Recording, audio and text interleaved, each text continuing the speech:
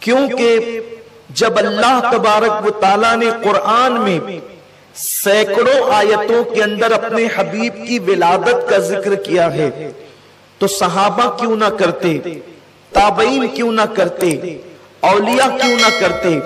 میرے آقا صلی اللہ علیہ وسلم کے دیوانوں، یہ ہمارے دلوں کا سرور ہے، یہ ہمارے ایمان کو جلا بخشنے کی چیز ہے جس کو ہم آقا کی میلاد کہتے ہیں۔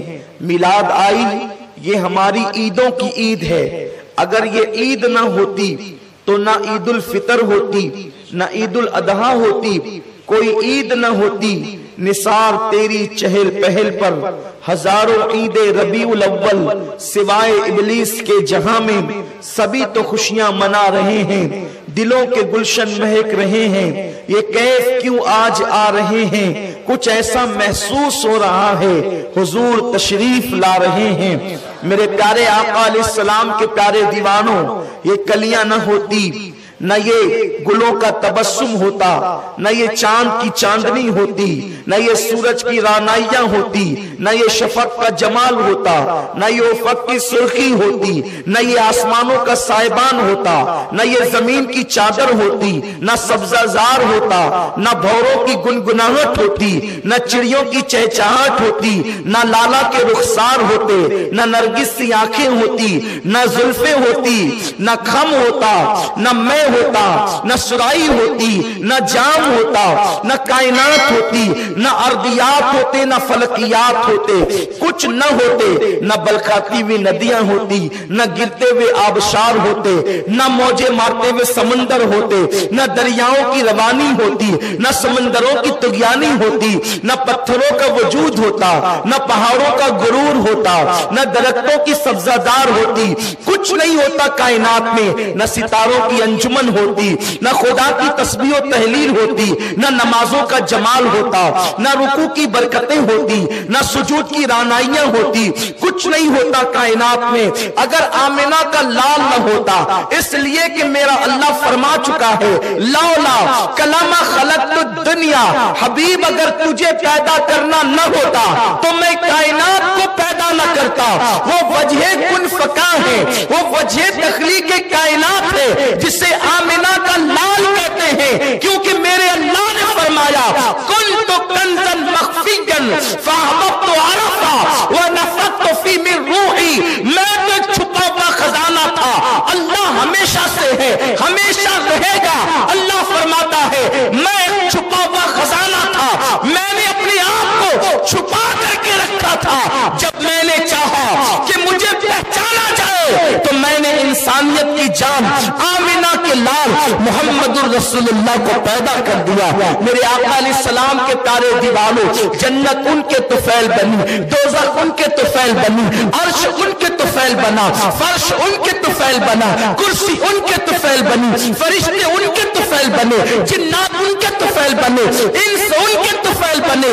نہ آرائشیں کرتا خدا سارے زمانے میں، نہ کیوں آرائشیں کرتا خدا سارے زمانے میں، تمہیں دولہا بنا کے بھیجنا تھا اس زمانے میں۔ میرے پیارے آقا علیہ السلام کے پیارے دیوانوں، آقا کریم کی آمد، حضور سید عالم کی آمد تخلیق کائنات کی وجہ ہے، وہ وجہ تخلیق کائنات ہے۔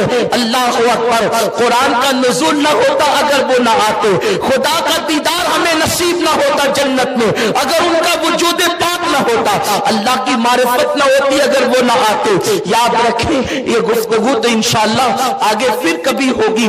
آج جو میرا عنوان ہے ہم میلاد کیوں نہ منائیں، میں اس پر آج گفتگو کرنا چاہتا ہوں۔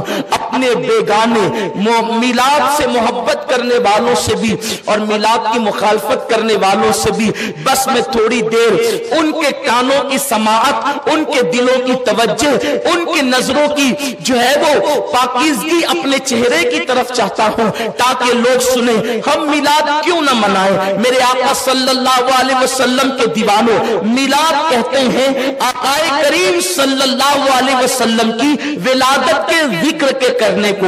حضور تشریف لائے تو کیا ہوا، آقا کی آمد ہوئی تو کیا ہوا، بس اسی کا ذکر کرنا یہ میلاد النبی صلی اللہ علیہ وسلم ہے۔ اب اس کے لیے کوئی اہتمام کرے، کوئی انتظام کرے، کوئی جو ہے وہ سجاوٹ کرے تو یہ जिस कदर एहतमाम बढ़ता जाएगा उसी कदर जो है वो सवाब भी बढ़ता जाएगा, क्योंकि एहतमाम इज्जत और तौकीर के लिए होता है, ताजीम और एहतराम के लिए होता है। अब आए मैं आपको बताऊं हम मिलाद क्यों न मनाएं, इसलिए कि मिलाद का जो तारुफ, उसका परिचय, उसका डेफिनेशन जो मैंने पेश किया वो ये है कि हुजूर की विलादत के वक्त के वाक़यात का जिक्र करना, ये मिलादुन नबी सल्लल्लाहु अलैहि वसल्लम है। उसका एहतमाम, जैसे नफ्स शादी किसे कहते हैं, शादी की तारीफ उर्फ में ये है कि किसी लड़का लड़की का इजाब कबूल होता है, निकाह उसी को कहते हैं।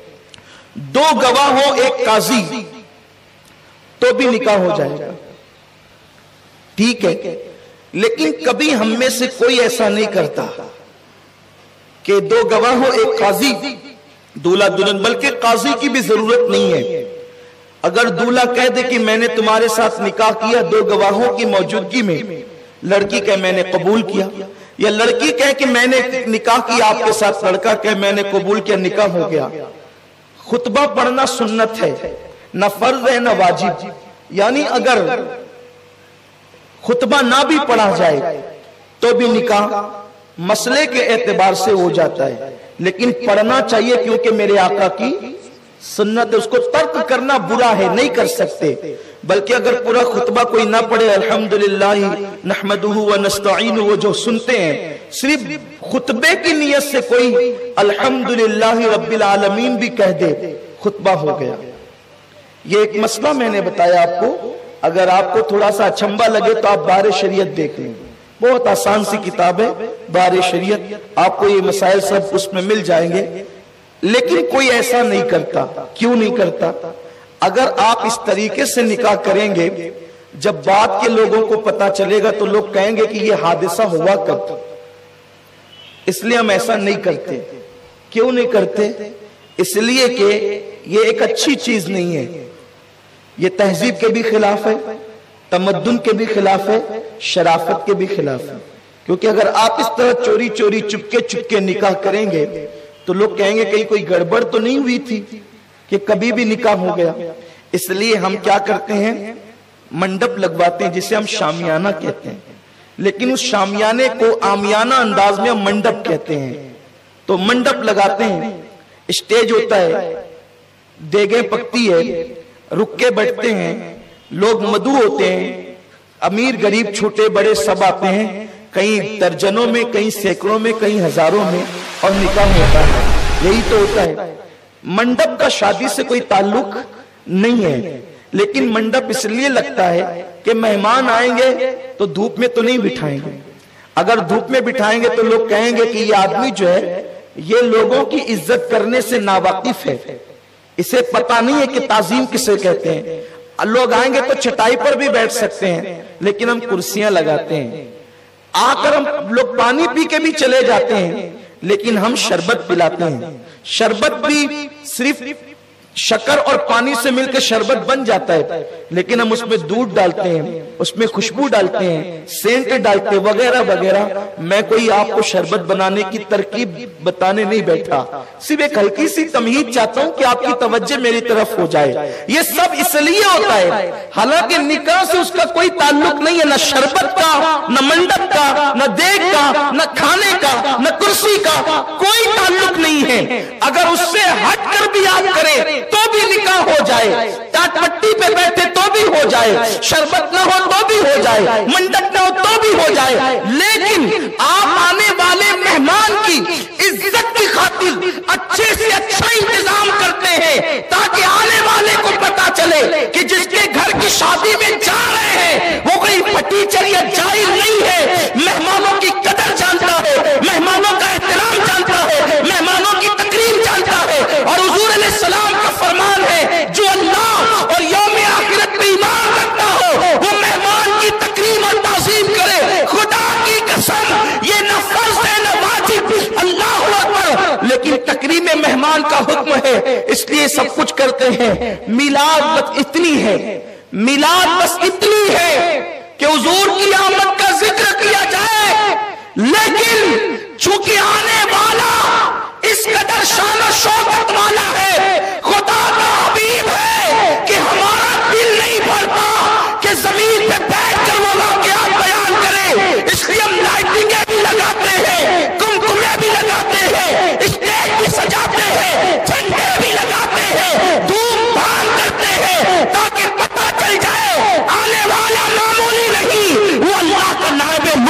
रहा है।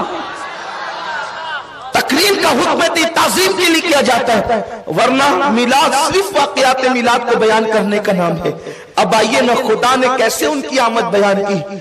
मेरा अल्लाह फरमाता है, लक़द जाअकुम रसूलुन, तहकीक तुम्हारे पास आ गया इज्जत वाला रसूल। उस रसूल की शान क्या है?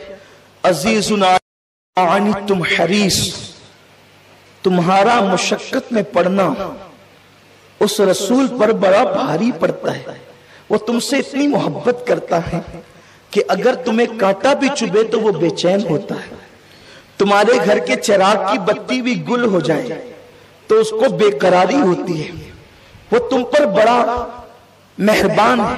अल्लाह के इनामात जब तुम पर वो देखता है तो उसमें वो हरीस है, हलमी मजीद कहता है, मजीद की तलब करता है। वो इतना तुम पर मेहरबान है, ऐसा तुम पर मेहरबान है कि तुम्हारा मुशक्कत में पड़ना उसको बड़ा गिरा गुजरता है, तुम्हारी तकलीफें उसको बड़ी गिरा गुजरती है, और वो अल्लाह की बारगाह में तुम्हारी भलाई के लिए हरीस है। अलैकुम बिल मुमिनीना रऊफुर रहीम, और वो मोमिनों के लिए मेहरबान मेहरबान है, मेहरबान मेहरबान। कुरान ने रऊफ भी कहा और रहीम भी कहा। याद रखें, माँ बाप के लिए खुदा ने रहीम कहा लेकिन रऊफ नहीं कहा। और भी जगह पर कहीं किसी को रऊफ कहा तो रहीम नहीं, लेकिन यहाँ रऊफ भी कहा और रहीम भी कहा। यानी ये तुम पर मेहरबान मेहरबान है। ये कितना मेहरबान है। एक माँ अपने बच्चे पर जितनी मेहरबान होती है उससे ज्यादा ये तुम पर मेहरबान है। एक बाप अपनी औलाद पर जितना मेहरबान होता है उससे करोड़ों दर्जा ज्यादा ये तुम पर मेहरबान है।